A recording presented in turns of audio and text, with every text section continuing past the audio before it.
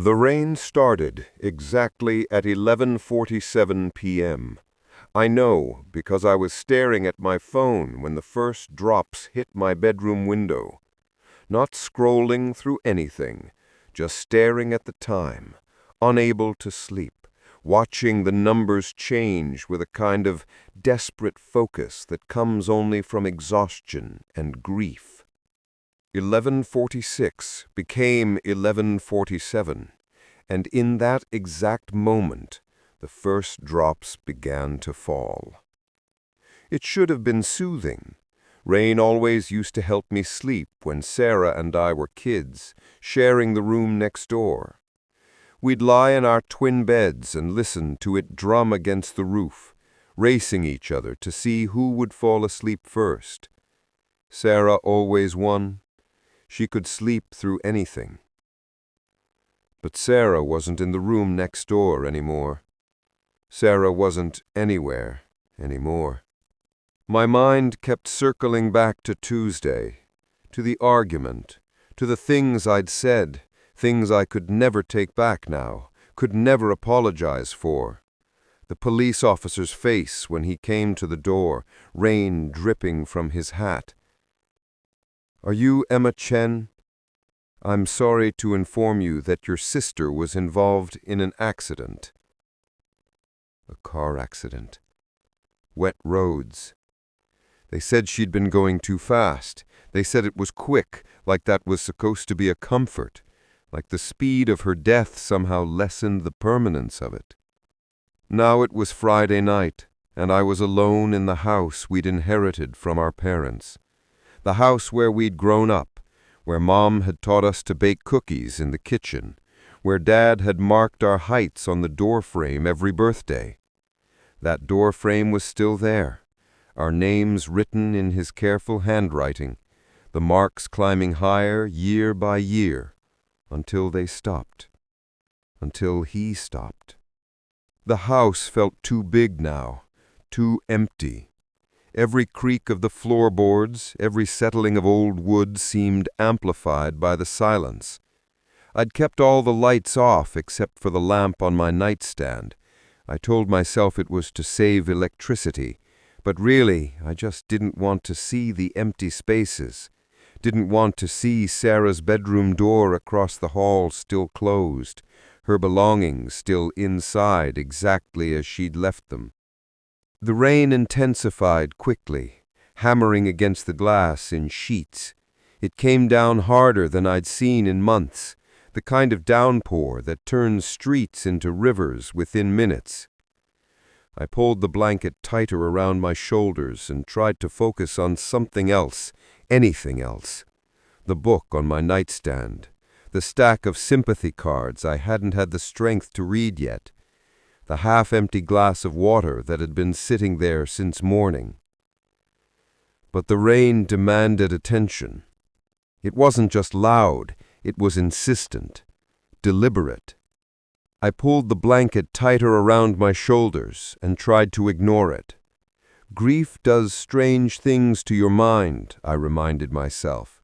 Makes you see patterns where there are none. Makes ordinary sounds seem sinister. The grief counselor at the funeral had mentioned this, how the bereaved sometimes experience auditory hallucinations, see the deceased in crowds, hear their voice calling out. It was normal, she had said, part of the process. But this didn't feel normal. Tap, tap, tap, pause. Tap, tap, tap, pause. Tap, tap, tap, tap. I found myself counting without meaning to, my exhausted brain latching on to the rhythm like a lifeline. Some primitive part of me was trying to find order in the chaos, to make sense of the senseless. 7 taps, pause. 3 taps, pause. 8 taps. The pattern repeated. 7, 3, 8. Over and over. My phone buzzed, the vibration loud against the wooden nightstand. I jumped, my heart suddenly racing.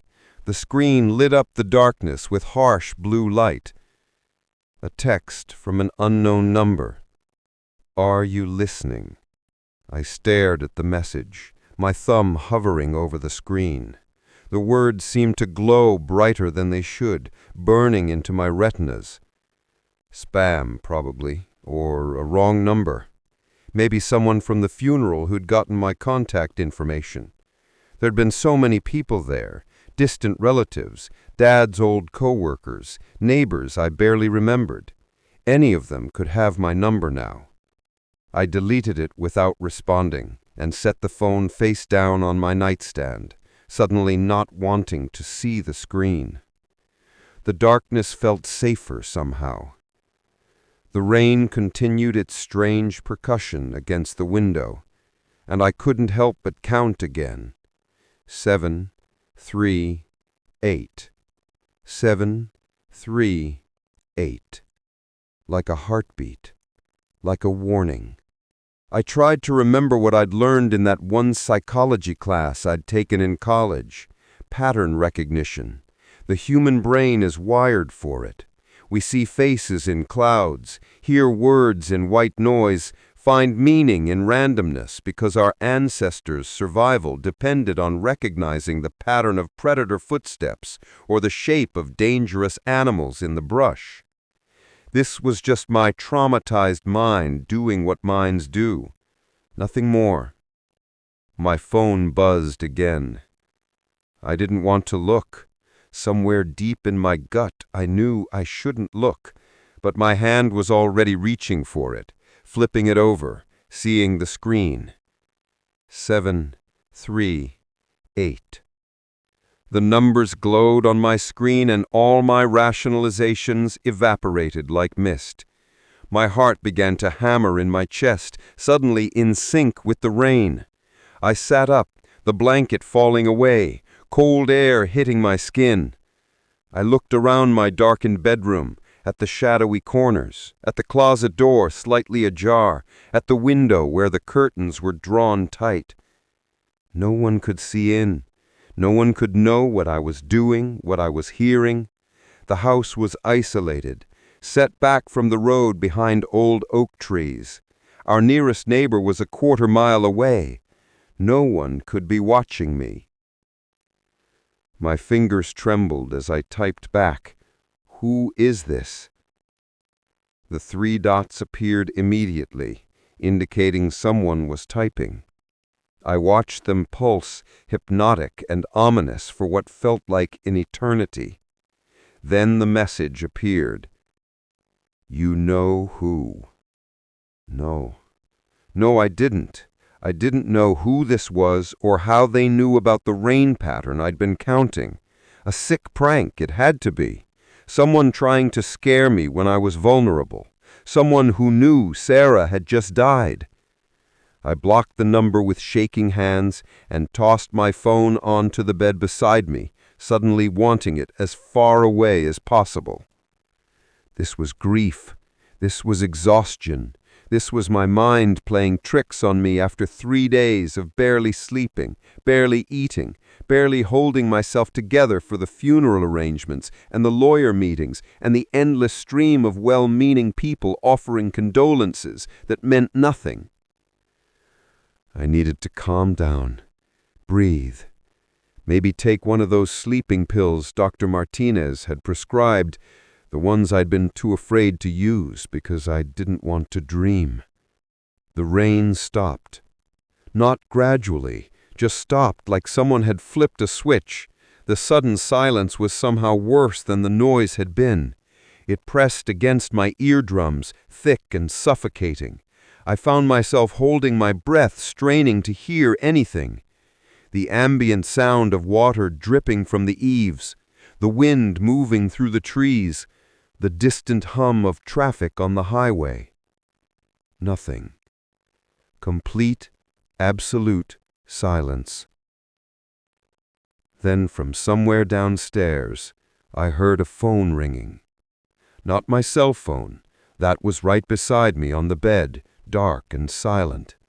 This was the old landline, the beige rotary phone Mom had insisted on keeping even after everyone else had switched to cellular.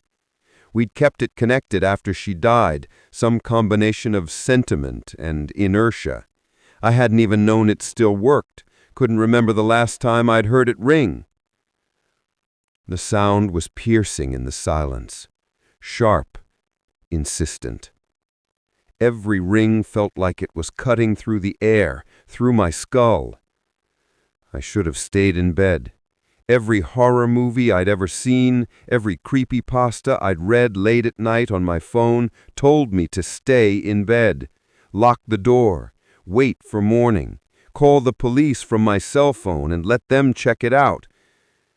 But the sound was pulling at something in my chest, some deep-seated obligation I couldn't name or resist. The same compulsion that makes you answer a ringing phone even when you don't want to. That makes you look when someone calls your name, even if you're afraid of what you'll see. I found myself standing, my feet finding the cold hardwood floor, sending shivers up my legs. My hand reached for the bedroom doorknob before I'd consciously decided to move. The metal was ice cold against my palm.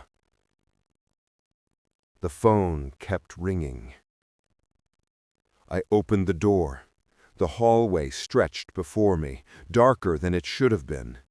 I'd forgotten to leave the bathroom light on, something I'd done every night since I was a child, since the time Sarah and I had watched a scary movie and convinced ourselves there was something hiding in the dark.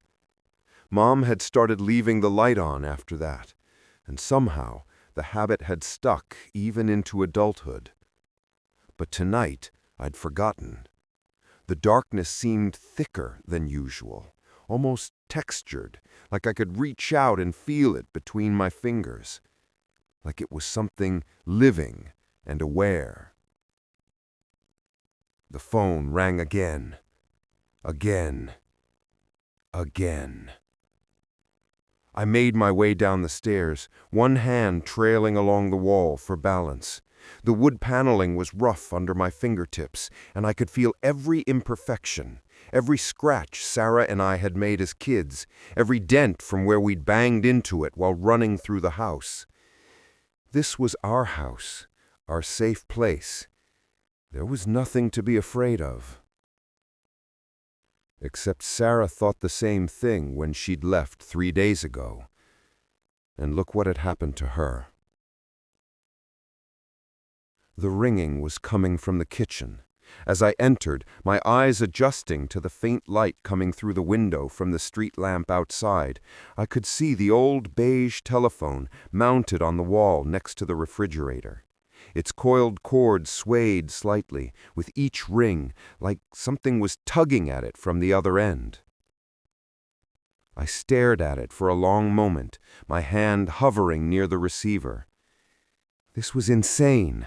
I should go back upstairs, get my cell phone, call someone, call anyone, my friend Rachel, the non-emergency police line, someone who could talk me down from whatever panic attack or grief-induced break from reality I was experiencing.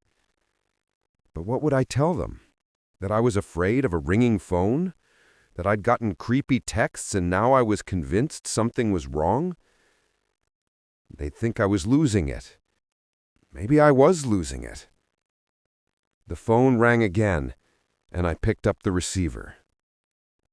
Hello. My voice came out smaller than I'd intended, almost childlike. Static. The kind of white noise that fills empty spaces, that makes you lean in closer to hear if there's something underneath it. And there was something. A sound like wind or breathing, or maybe both. And rain. I could hear rain through the phone, even though it had stopped outside. The sound made my skin crawl. It was wrong somehow, like listening to a recording played backward, or hearing your own voice on an answering machine, familiar but distorted. Emma. The voice emerged from the static, distant and distorted, but unmistakably, impossibly familiar. Emma, are you listening? My throat closed up. The receiver nearly slipped from my suddenly numb fingers. "Sarah?" There was a pause, filled with that strange rain sound that shouldn't exist.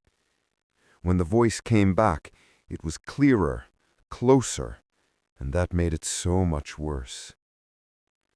"You need to listen to the rain, Emma. It's important. It's trying to tell you something." This wasn't real. This couldn't be real. Sarah was dead. I'd seen her body at the funeral home, pale and still and wrong in a way that proved she wasn't just sleeping. I'd watched them lower her casket into the ground, heard the sound of dirt hitting wood. "Sarah, this isn't funny. You're dead. You died." "I know I did, but I need you to understand before it's too late. The rain, Emma. Count the taps." "This isn't happening. I'm asleep. I'm having a nightmare." "You're not asleep. You need to count the taps in the rain. You need to see the pattern. Please, Emma, I don't have much time. It doesn't like me being here, talking to you. It wants—" The line went dead. Not a gradual fade or a gentle click, but a sudden, violent silence that felt like a door slamming shut. I stood there, holding the receiver, my whole body trembling, my breath coming in short gasps that echoed in the dark kitchen. This wasn't real. Grief hallucinations, stress. The sleeping pills I hadn't taken were probably causing withdrawal symptoms. There had to be a rational explanation. But deep down, in that primitive part of my brain that still believed in monsters under the bed and things that went bump in the night, I knew the truth. Something was very, very wrong. Outside, the rain started again.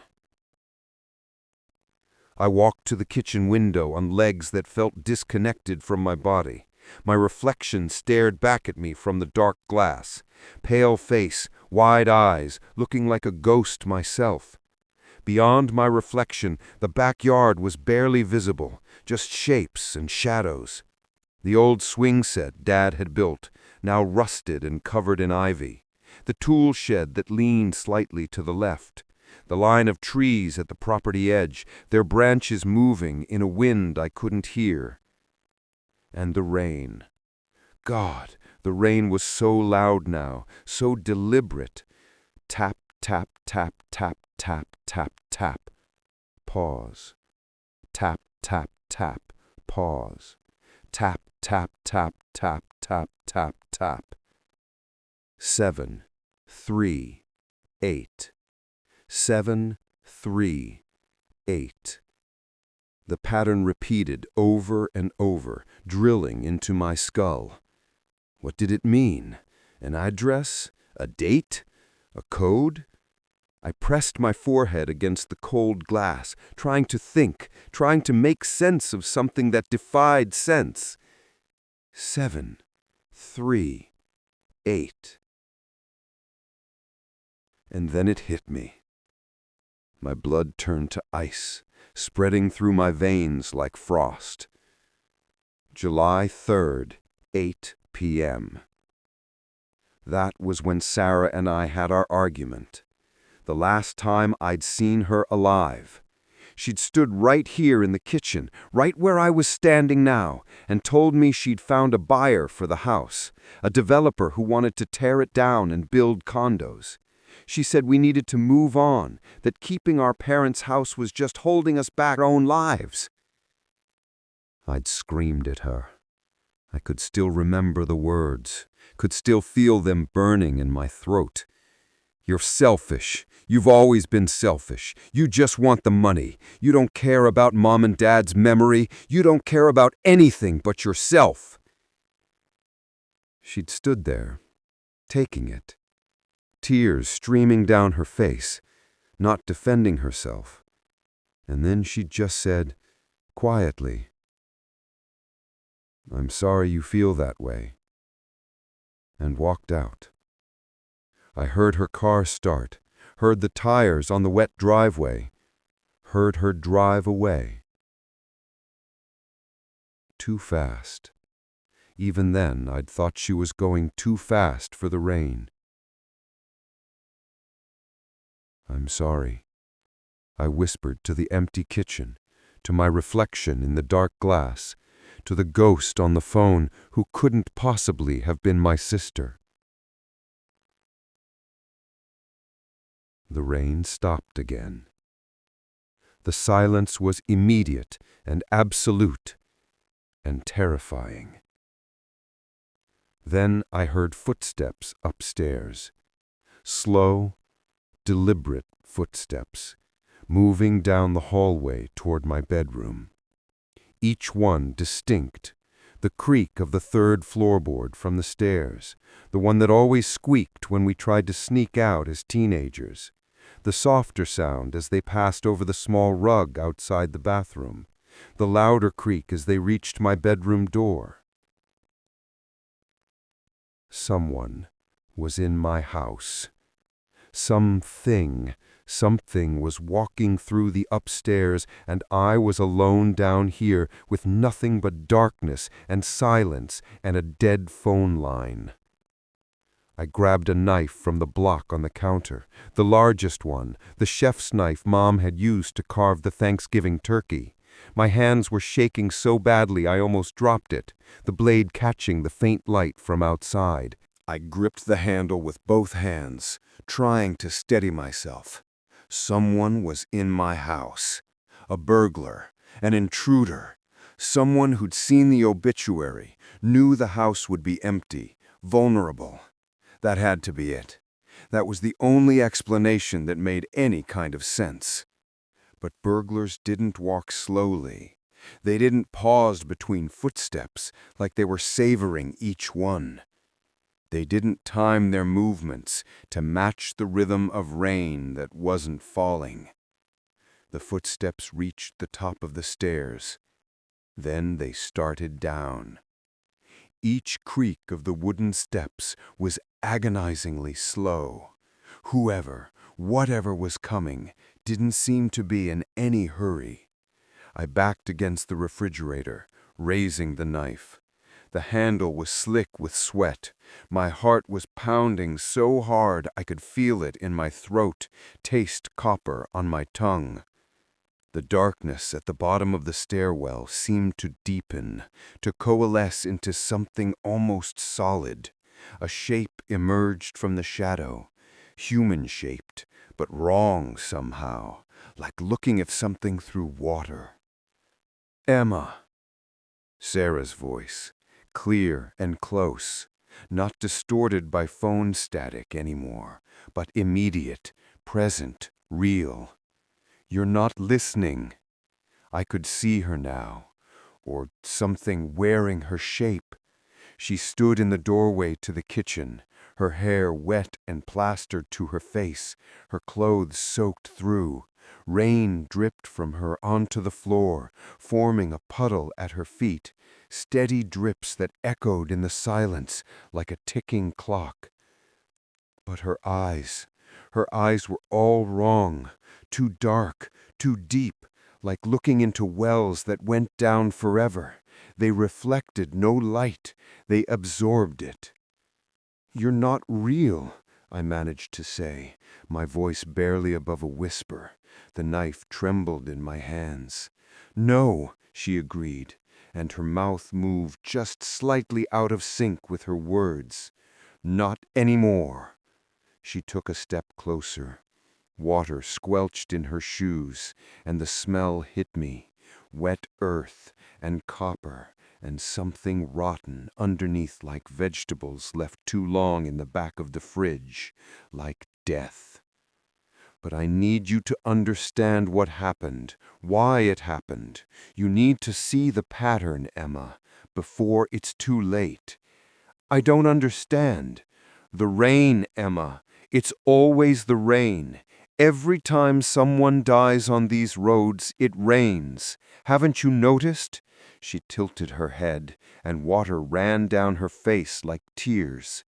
Dad's accident in the rain, Mom's stroke on that rainy November night, and me, all of us in the rain. I had noticed. Of course I had. But I'd thought it was just coincidence, just the universe being cruel. This was Washington State. It rained all the time. It rained more often than it didn't. Finding deaths that coincided with rain was like finding patterns in television static. But she was right. They had all died in the rain. Dad, 8 years ago, sliding off a wet road into a tree. Mom, 5 years ago, collapsing in the garden during a thunderstorm. And Sarah 3 days ago, hydroplaning on the highway. All in the rain. The house, Sarah continued, taking another step closer. The puddle beneath her feet was spreading, soaking into the old linoleum. There's something about this house, Emma. It calls the rain, it calls death, and now it's calling for you. That's insane. Is it? Think about it, Emma. Everyone who lived here. Grandma fell down these stairs during a storm. Grandpa's heart attack during the flood of '96. Our parents. Me. The house is hungry. She was right in front of me now. I could smell her, wet earth and copper and something rotten underneath. It knows you're upset. It knows you're vulnerable. It whispers in the rain, makes you feel things, think things. It made me drive too fast that night, made me angry, reckless, and now it's working on you. My back was pressed against the refrigerator. There was nowhere to go. I didn't come back to haunt you, Emma. I came to warn you. You have to leave, tonight, now, before the rain comes again. The rain already came. That was me trying to reach you. The next rain will be different. The house will use it. You'll feel compelled to go outside, to get in your car, to drive too fast on wet roads, just like I did, just like Dad did, just like... Thunder cracked overhead, so loud the windows rattled. Sarah's form flickered like a bad signal. "It's starting," she said. "Emma, run! Run now!" She vanished. The puddle at her feet evaporated like it had never been. And the rain came. It didn't start gradually this time. It slammed against the house like a physical force, like thousands of fists pounding to get in. The sound was deafening, and underneath it, I heard something else. Whispering. The rain was whispering my name. Emma. Emma. Come outside, Emma. It's time. Come outside. I felt the pull immediately, a desperate, overwhelming need to leave the house, to get in my car, to drive. My legs were moving toward the front door before I'd made a conscious decision. No, I had to fight it. Sarah had warned me. This was the house. This was what it did. I dropped the knife and grabbed the door frame, holding myself back. Every muscle in my body screamed at me to let go, to walk outside, to embrace the rain. "I'm not leaving," I said through gritted teeth. "I'm not going out there." The whispers grew angry. The rain pounded harder. Water began seeping under the front door, pooling on the hardwood floor. "Come outside! Come outside! Come outside!" The windows began to crack. Water sprayed through the gaps, hitting me in the face, in the eyes, forcing its way down my throat. I was drowning in my own house. I staggered backwards, coughing, and my mind raced. If I couldn't leave, and I couldn't stay, what was I supposed to... Sarah's words echoed back to me. "You need to see the pattern." The pattern, the numbers, 7, 3, 8. July 3rd, 8 p.m. The night of our argument. But what else? I ran back to the kitchen, water sloshing around my ankles now. The rain was flooding the house, rising faster than should be possible. I yanked open the junk drawer where we kept old papers, school photos, random documents.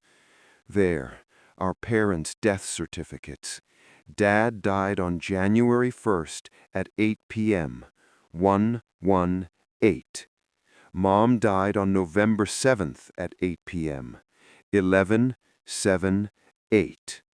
Sarah on July 3rd, 738. All at 8 p.m. All in the rain. The water was up to my knees now. The whispering was inside my head, no longer coming from outside. Tonight, tonight, tonight. What was today's date? November 27th, 11:27. And the rain started at 11:47 p.m. Not 8 p.m. It was breaking the pattern, unless... Oh, God! I pulled out my phone with waterlogged hands. The clock read 11:47 p.m. still. But when I checked the date, my heart stopped. The phone said it was November 28th, 12:47 a.m. I'd lost an hour. Somehow, impossibly, I'd lost an hour. The rain had started at 11:47 p.m. on November 27th, which meant that it would come for me at... The grandfather clock in the living room began to chime once, twice, 3 times. 303.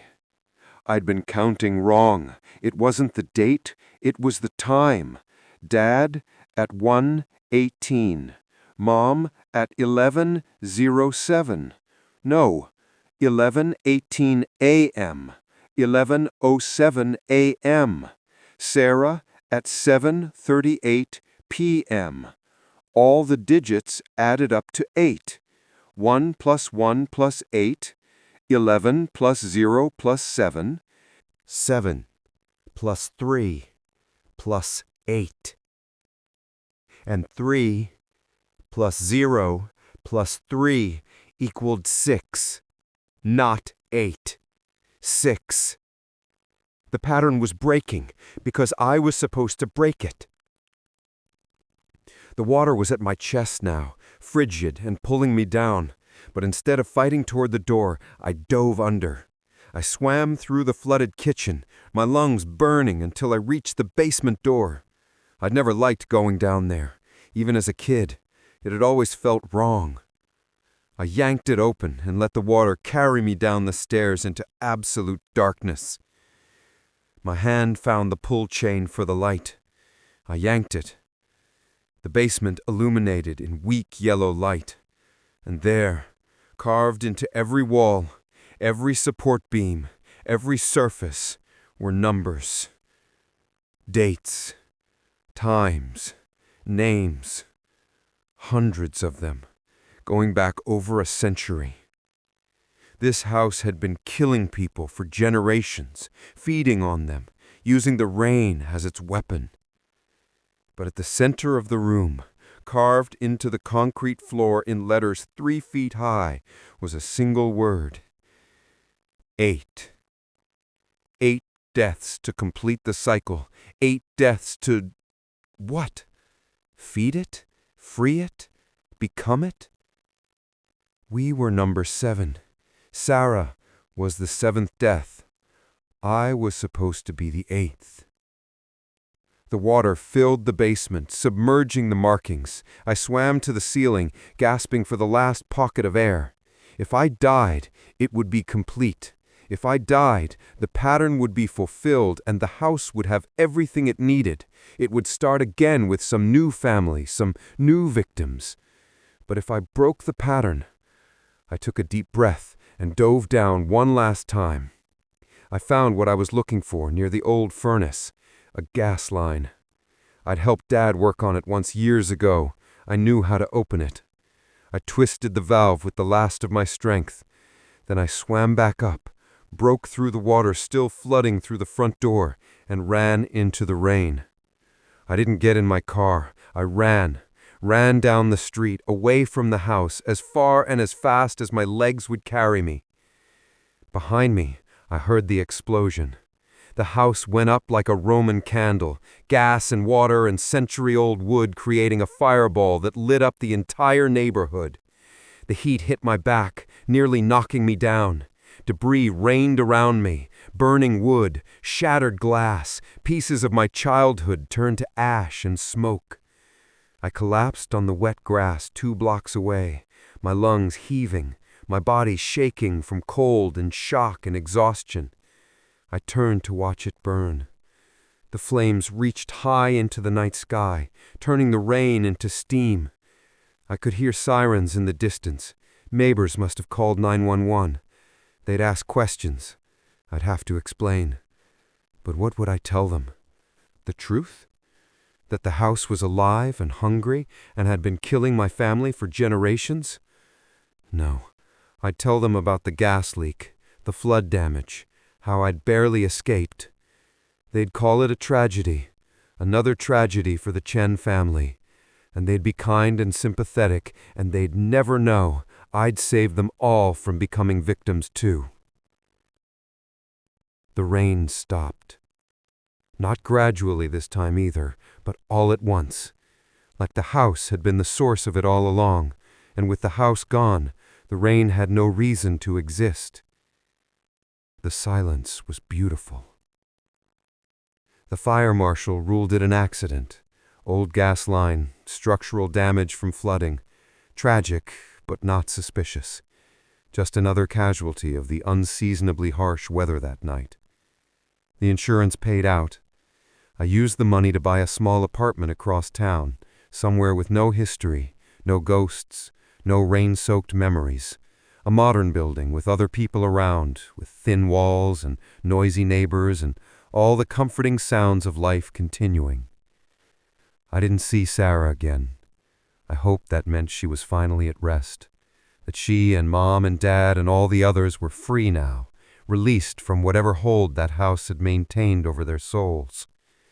But sometimes, late at night when I can't sleep, I still count patterns in the rain against my window. I can't help it. And I know what I'm really doing is listening. Listening to make sure it's random, chaotic, natural. Because if I ever hear that deliberate tapping again, those purposeful rhythms spelling out numbers and dates and times, I'll know it found me. I'll know the pattern isn't finished after all.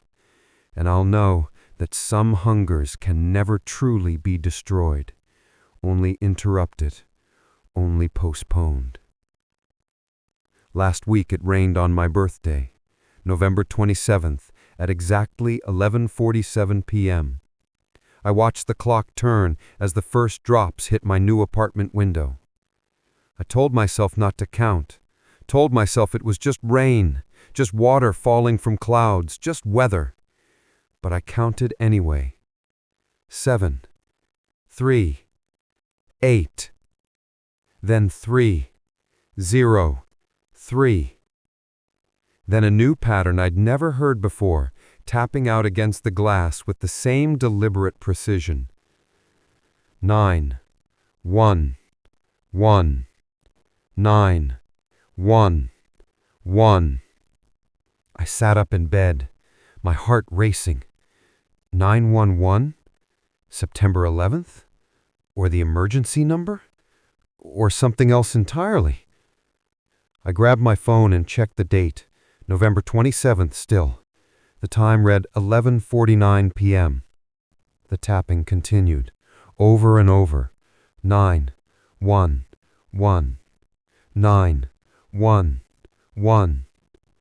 And then it changed. 1, 2, 2, 7. December 27th, exactly 1 month from now. The rain stopped. My phone buzzed. A text from an unknown number. Did you really think it would be that easy? I haven't slept since. I've been researching the house's history, trying to find out what it was, where it came from, how it started. The property records go back to 1847, but the land was there long before that, Native American territory originally. I found references in old newspapers to the cursed land on Hartley Road, where nothing would grow, where animals wouldn't go. The house wasn't the source. The land itself is hungry, and it will find a way to feed. December 27th is in 3 days. I don't know what happens then. I don't know if I should run, or if running would just prove I've learned nothing. If the land wants me, it will take me. If the pattern demands completion, maybe there's no escape. But I know one thing. I'm not going down without a fight. And if you're reading this, if you're hearing this story, take it as a warning. Some places are wrong. Some places are hungry.